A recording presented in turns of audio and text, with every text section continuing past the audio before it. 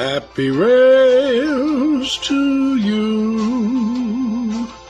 Welcome back, my friends.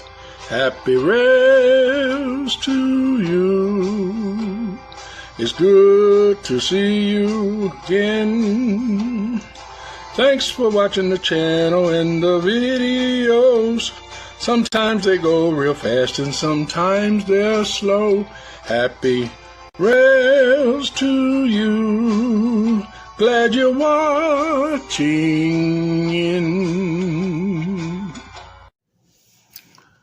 All right, guys, we let this dry overnight, and so I did do a couple other things to it last night before I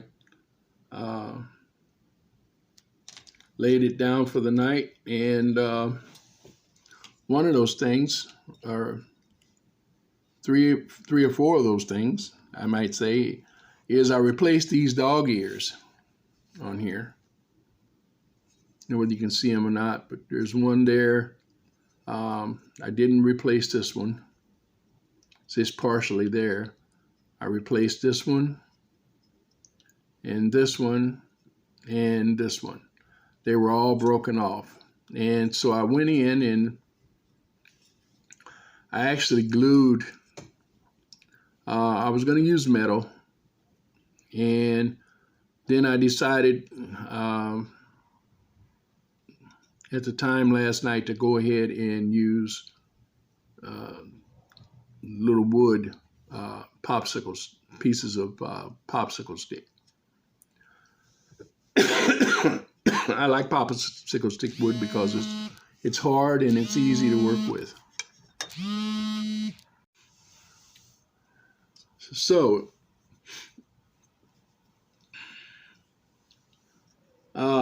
replace those, and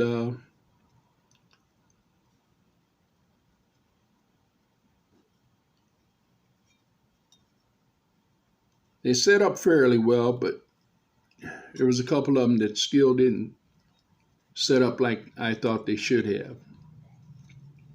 But we're going to go ahead and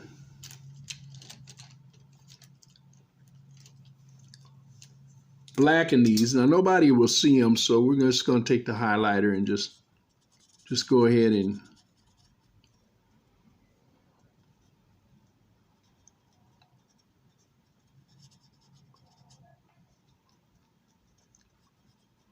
put a little color in there.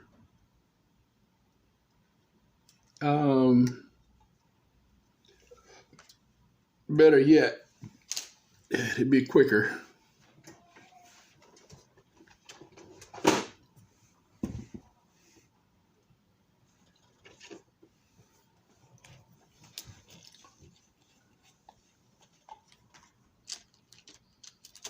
It just takes a little while for this paint to dry, but we'll go ahead and paint them.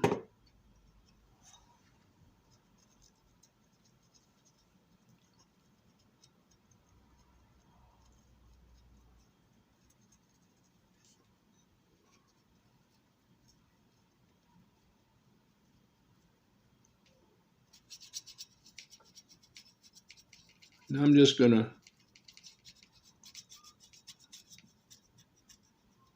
recover the whole inside of the tender while I'm at it.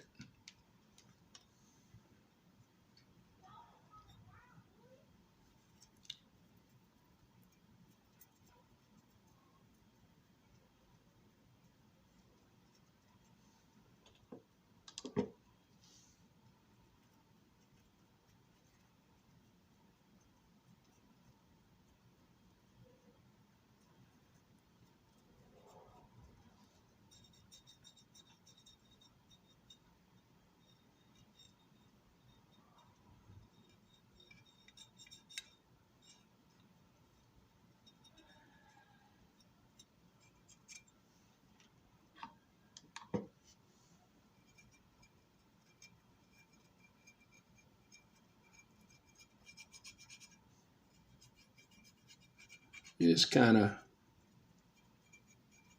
little bit rusty in places. So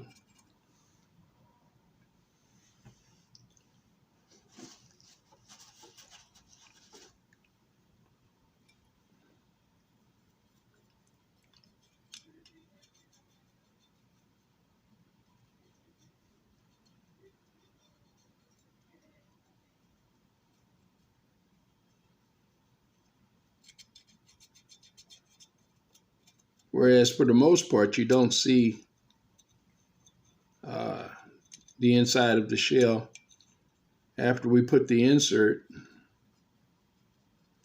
that I'm about to show you while this is drying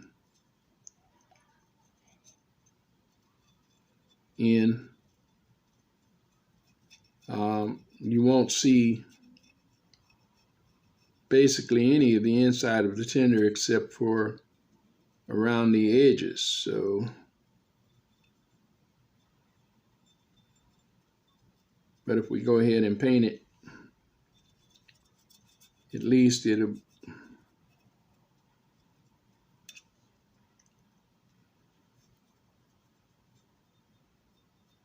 look better.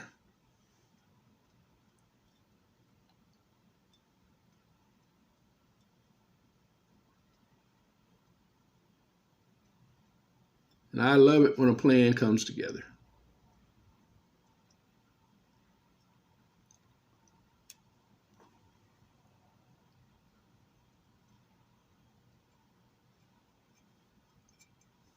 All right. There we go.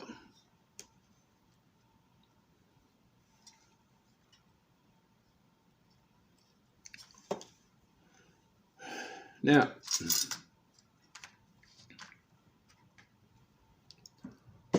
could have did the same thing with the frame, but like I say, the black marker was just quicker.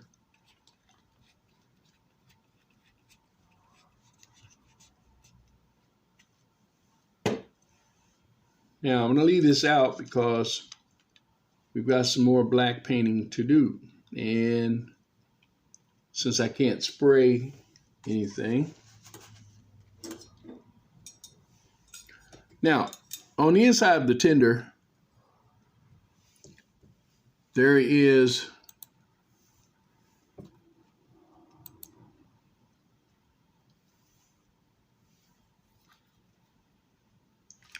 sorry about that. Okay. There is a false cold load.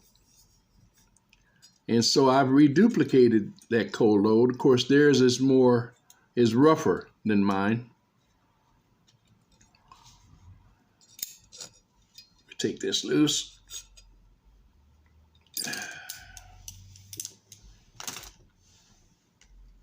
Theirs is much rougher than mine. But I don't know whether you could see it or not, but I've hammered this out. And the way I do this is I cut this pattern out and then took a ball peen hammer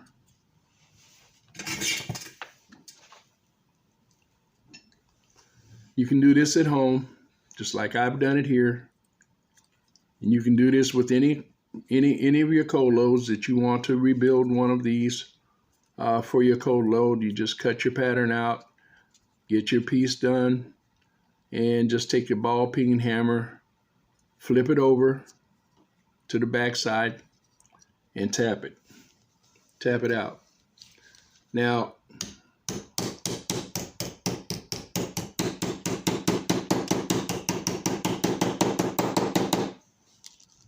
like that, only thing you do it heavier, harder, and you use this end of your ball peen hammer.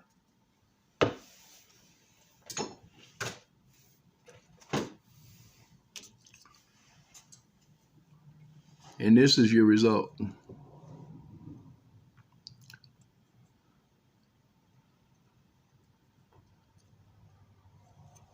Now this lighting's not very good, guys, I admit, but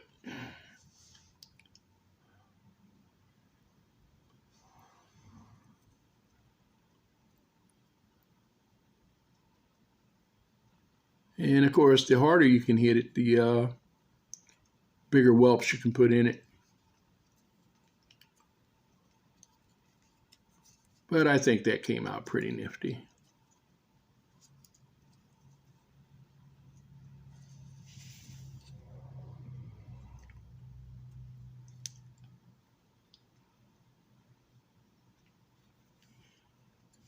So I'm going to paint this coal load. And if I don't paint everything else first in the process here.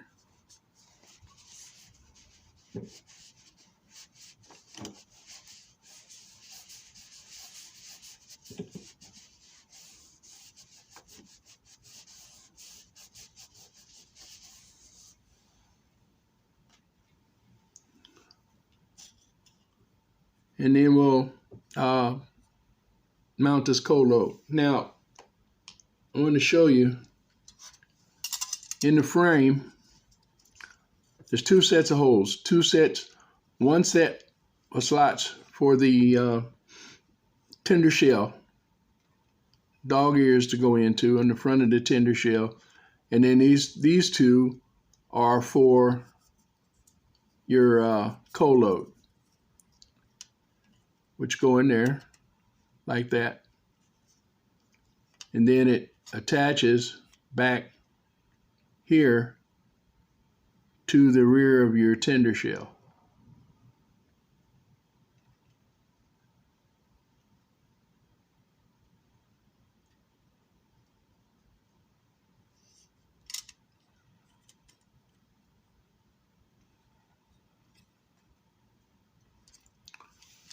So let's get this painted so we can see what we've got.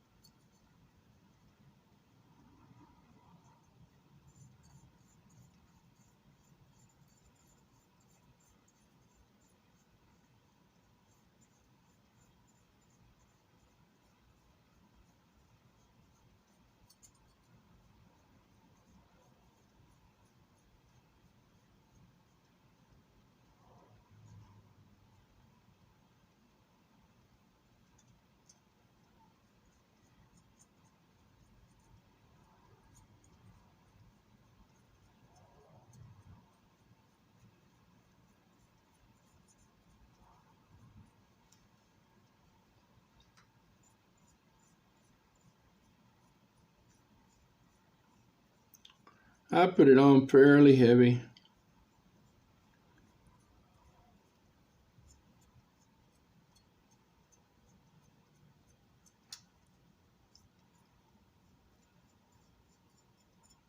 And then go back and try to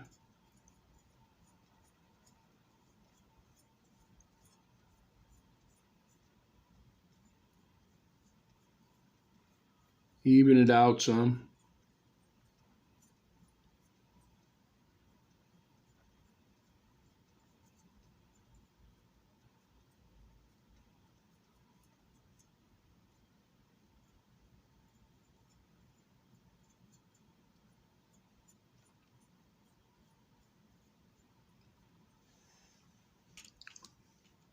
like that. And that kind of accentuates the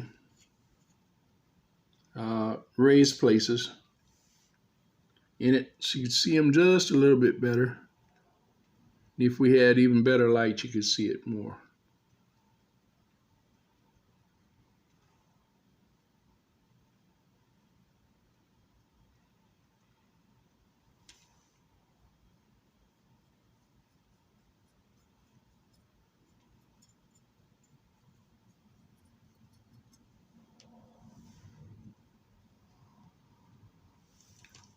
Now, if I could have taken this outside and put it on the ground and pounded it,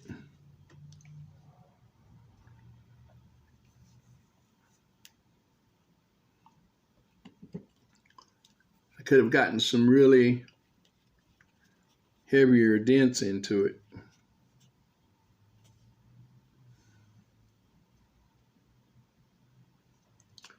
But I think this is good enough.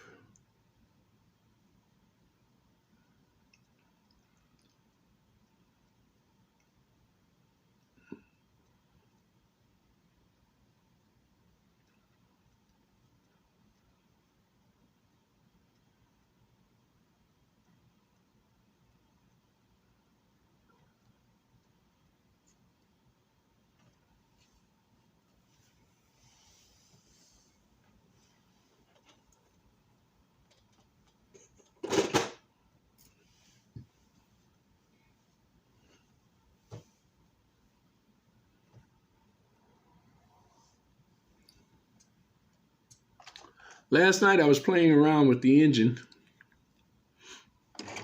a little bit, and it quit working. And I was like, okay, now what's wrong with the engine? So, as you can see, it's running again now.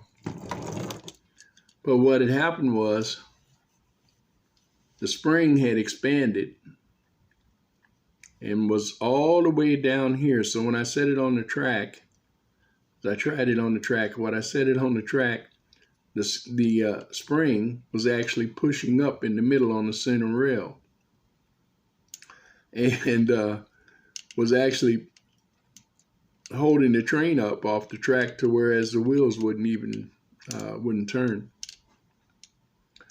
And it was kind of funny. But as you can see, it runs now.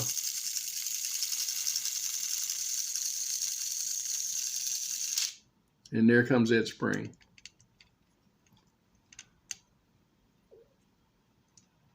So that's one of the problems with this motor. So eventually I probably will go ahead and put an electric motor in here. But for all purposes for right now, this is just a demonstration of what can be done.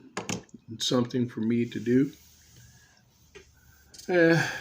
Something to share a little time with you guys, and maybe give you an idea or two. Maybe help you with a project. Now this is going to take about 20-30 minutes to dry. It actually dry in probably 10 or 15 minutes, maybe to the touch. It's pretty cool in here today. I think the temperature's on 70 and it's feeling like 69. So, but we're gonna let this dry, and we're letting this dry also. And looks like it's almost dry. And then we'll be back.